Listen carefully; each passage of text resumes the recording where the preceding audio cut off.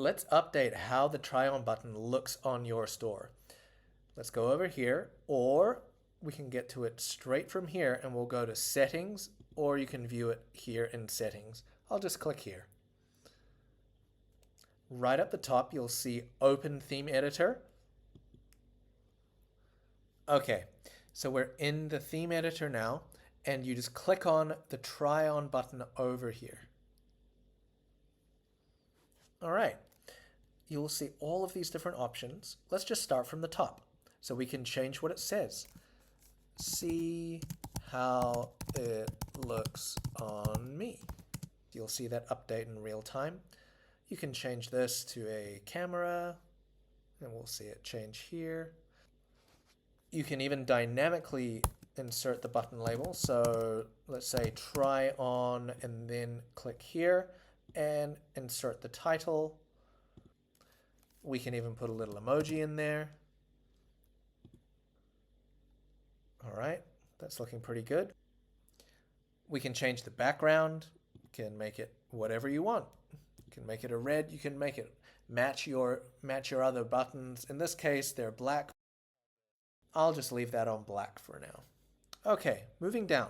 The typography will typically try to match your theme, but if you have different typography for your buttons, for example, which is the case here, you can just go down and update it. And then that will update. Okay. Size. The size of your button. At the moment, it's medium. You can choose small, medium, or large.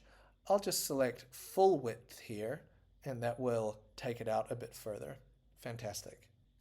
The try-on window size and the corner is directly related to the pop-up when someone clicks on the button here. Now, if you select corner, or compact corner, you have different options of top left, top right, bottom left, and bottom right. So if we select bottom right, for example, and then always go to the top and click save,